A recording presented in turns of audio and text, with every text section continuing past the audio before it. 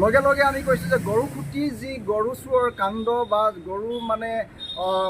গৰু চুৰি কাণ্ড বা মৃত্যু হোৱাৰ বা বিক্ৰী কৰাৰ যিবিলাক কাণ্ড, ৰাজসাহাৰ্য দিয়াৰ যিবিলাক কাণ্ড, এইবিলাকৰ আচলতে এটা উচ্চ পৰ্যায়ে আমি তদন্ত বিচাৰিছোঁ যে মুখ্যমন্ত্ৰী ডাঙৰীয়াই অসাংবিধানিক কামবিলাক আচলতে কৰিব নালাগে। মুখ্যমন্ত্ৰী ডাঙৰীয়া যোৱা সময়ছোৱাত যি ধৰণে সংবিধানক নামানো বুলি কোৱাৰ কথাখিনি আমাৰ পৰিলক্ষিত হৈছে। চাওক, আমাৰ মুখ্যমন্ত্ৰী ডাঙৰীয়াই শেহতীয়াকৈ যিকেইটা সিদ্ধান্ত কৰিবলৈ গৈছে, যোৱা কালিৰ পৰা আচলতে অসমত গো মাংস বিচাৰি অভিযান চলাই যি নিষিদ্ধকৰণৰ কাৰণে আগবাঢ়িছে, এই ক্ষেত্ৰত আমাৰ ক'বলগীয়া হৈছে যে মুখ্যমন্ত্ৰী ডাঙৰীয়াই অসাংবিধানিক কামবিলাক আচলতে কৰিব নালাগে।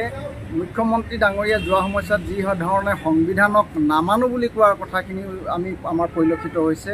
বিশেষকৈ সমাজবাদ শব্দটো আৰু ধৰ্মনিৰপেক্ষতা শব্দটোকো আচলতে নস্যাৎ কৰিবলৈ কুণ্ঠাবোধ কৰা নাই। গতিকে আমি ক'ব বিচাৰিছোঁ যে সংবিধানে মান্যতা দিয়া সমগ্ৰ দেশতে যদি গো মাংস ভক্ষণ কৰিবৰ কাৰণে যিসকল লোকক অনুমতি দিছে, তাত বাধা দিবলৈ আচলতে কেতিয়াও যাব নালাগে। ইয়াক আমি তীব্ৰ বিৰোধিতা কৰিছোঁ। যদি দেশজুৰি যদি পাৰ্লিমেণ্টত এখন আইন হয় যে সমগ্ৰ দেশতে কোনো খ্ৰীষ্টিয়ান, ইছলাম ধৰ্মাৱলম্বী বা কোনো ট্ৰাইবেল কোনোৱেই যদি গো মাংস খাব নালাগে বুলি যদি নিষিদ্ধকৰণ কৰে, তেতিয়া তাত আমাৰ ক'বলগীয়া একো নাই।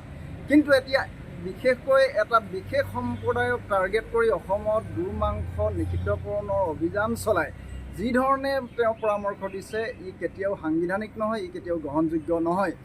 শেহতীয়াকৈ যিটো গৰু খুটিৰ কৃষি পামৰ যি আচলতে গৰু চোৰৰ কাণ্ড উদঘাটন হৈছে, এই ঘটনাক আচলতে তল পেলাবৰ কাৰণে মুখ্যমন্ত্ৰী ডাঙৰীয়াই চাইমুলটেনিয়াছলি এনেকুৱা এটা ইছ্যু তৈয়াৰ কৰি আচলতে মানুহৰ মন ডাইভাৰ্ট কৰিব বিচাৰিছে। এইটো কেতিয়াও আচলতে এইটো গ্ৰহণযোগ্য হ'ব নোৱাৰে। মুখ্যমন্ত্ৰী এই ৰহস্য কথা কোনেও নজনাকৈ থকা নাই।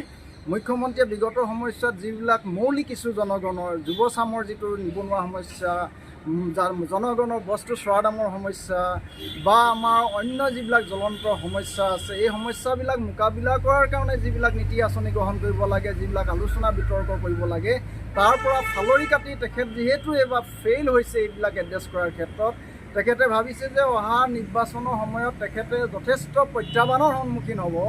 গতিকে মানুহক ডাইভাৰ্ট কৰি, মানুহক বিভাজন কৰি ধৰ্মৰ ভিত্তিত, সম্প্ৰদায়ৰ ভিত্তিত আচলতে ভোট বেংকটো একাষৰীয়া কৰিবৰ কাৰণে চেষ্টা কৰিছে।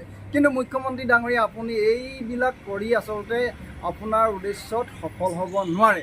মানুহে খুব তীক্ষ্ণ দৃষ্টিৰে চাই আছে, সূক্ষ্মভাৱে বিশ্লেষণ কৰিছে আপুনি আচলতে প্ৰকৃততে কোনবিলাক কামত জড়িত হ'ব লাগিছিলে আৰু কোনবিলাক কামত আপুনি ব্যস্ত হৈছে।